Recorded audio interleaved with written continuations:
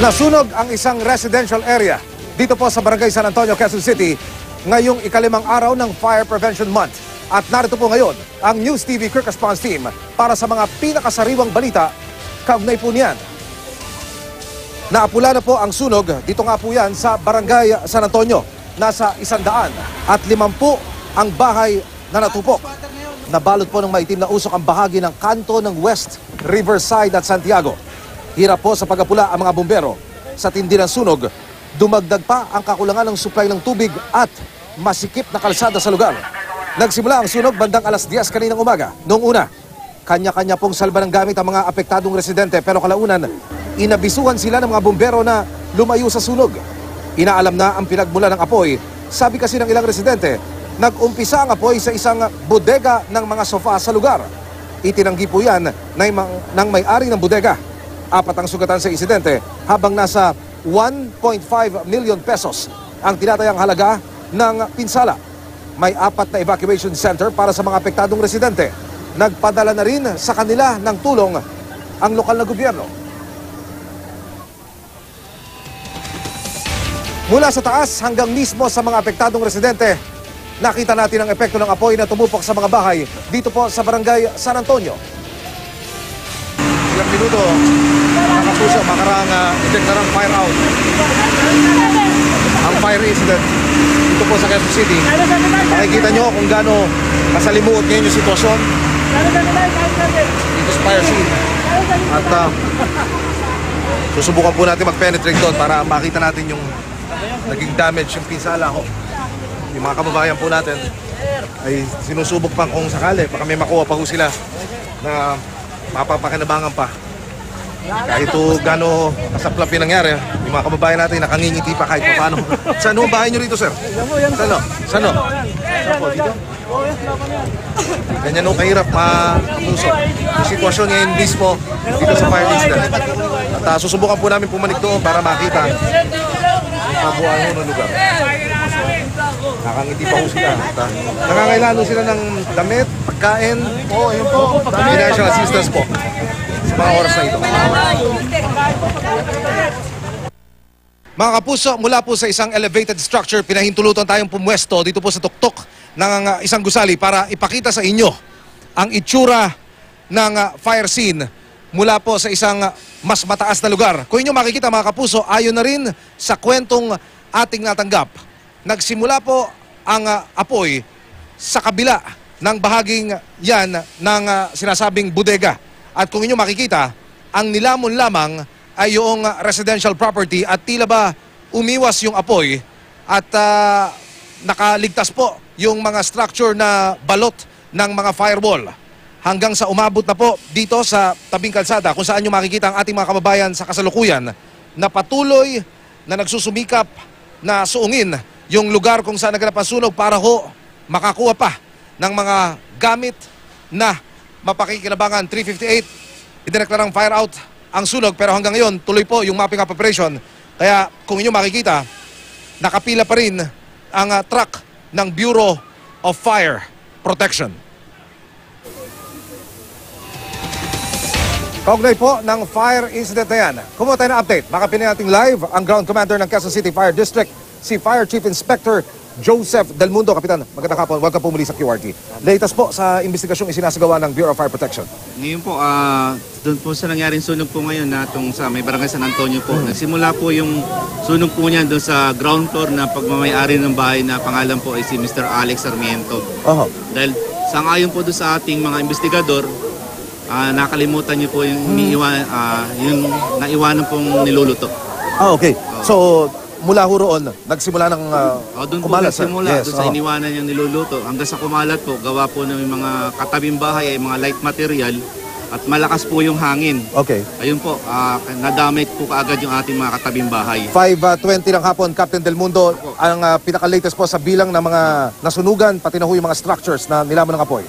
Sa ano po ngayon, 150 kabahayan po yung nasunog at mga more or less po, nasa 450 na pamilya po. Okay. Ang apoy, Captain Del Mundo, sa paglalakad ko kanina, mistulan nun tumawid sa kabilang kalsada. Paano po ito nangyari, sir? Yung pong pagtawid na po, kasi naubusan po tayo ng tubig. Okay. Humina po yung mga tubig ng ating mga fire hydrant. Aha. Kaya kinapos po, tumawid po na gawa ho ng malakas yung hangin. Aha. Tinangay po ng hangin yung apoy po sa kabilang kabahayan. Malapit lang naman po kaya inabot din. Gawa ho yung mga bahay, mga kahoy din ho eh. Aha. Kaya nasunog po kaagad. I believe, Kapitan, sir, meron hong mga nasunugan, meron hong mga nasugatan. Ilan ho yung latest na bilang natin? Meron po dito sa datos po ng Bureau of Fire Protection, 4 po yung nasugatan. Aha. Yun lang po. Mga minor lang injury lang pa, mga gas-gas. At gaya po ng inyong binabanggit kanina, nagkulang po tayo sa supply ng tubig. Ano po yung mga naging balakid, Kapitan, sa fire operation? Yung unang-una po, nasabay po tayo sa water interruption. I see. Okay. Kaya humina po yung hydrant. Dito po, tatatlo lang po yung hydrant. Nagkasabay-sabay pa po ng higop ng mga bombero. Kaya mahina ang dating. Opo. Tapos yung mga kalsada po, may mga nakapark. Yan po ang number 1 po. Hindi makapasok agad yung ibang mga bombero natin. Opo. Malalaki yung fire truck. Opo.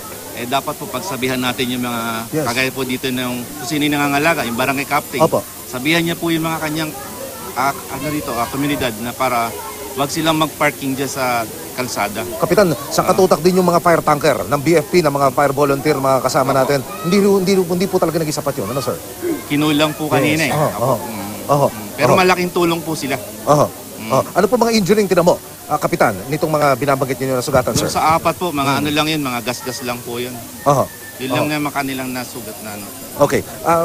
Ngayon, Fire Prevention Month, sir, ano po yung dapat na malaman at intindihin ng mga kababayan natin pagdating sa isang fire incident, sir? Hindi sa palagay ko, Kapitan, hindi lang sa pagpapaalala na umiwas tayo sa sunog kada Marso, kundi i-educate natin sila. Ano ko? Kayo ito na ho siguro ang isang pagkakataon.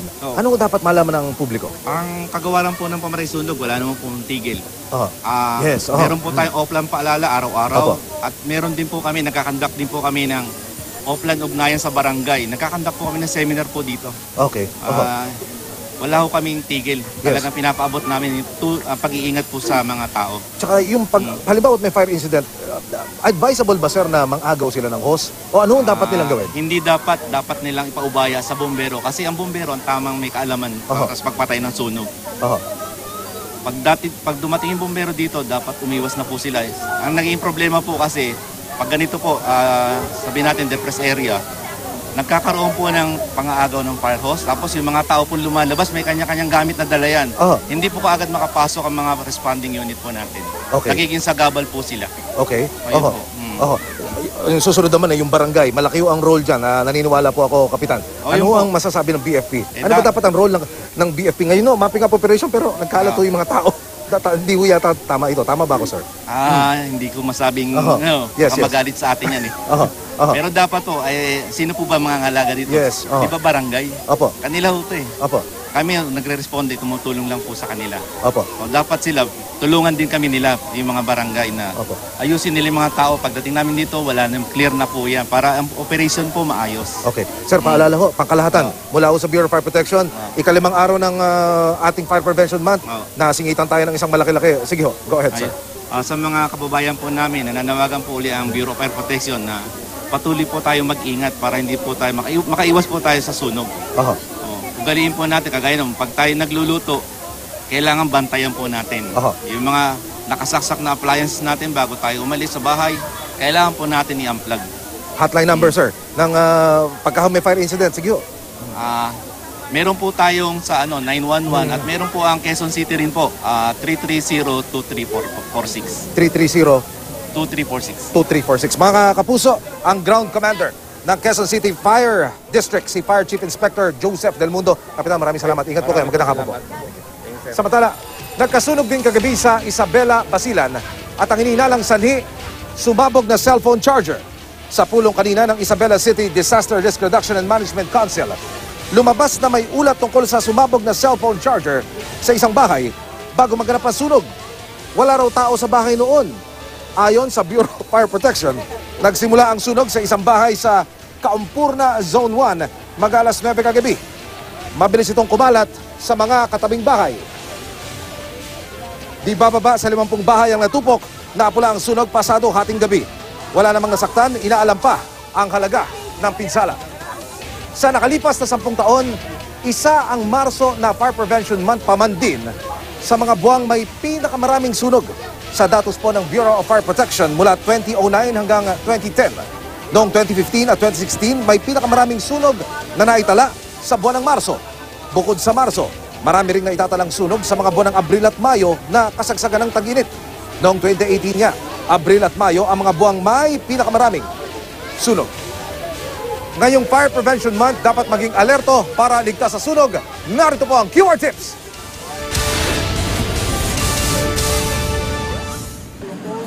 Kung maliit lang ang sunog, patayin ito gamit ang tubig o fire extinguisher.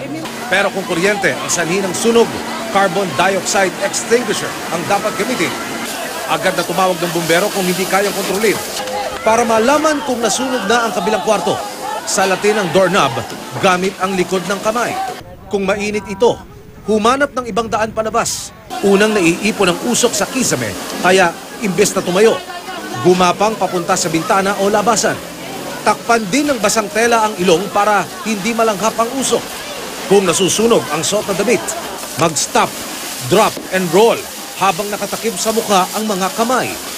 Para naman maiwasan ang sunog, huwag iwang bukas ang kalan o hayaang nagbabaga ang uling na panluto. Ugaliing inspeksyonin kung may tagas ang tangke ng LPG at kalang de gaas o kerosene. Palitan din ang kable ng kuryente na luma at sira na. Sa mga gumagamit naman ng extension cords, iwasang punuin ito ng mga nakasaksak na gamit. Huwag i-overload ang extension cords.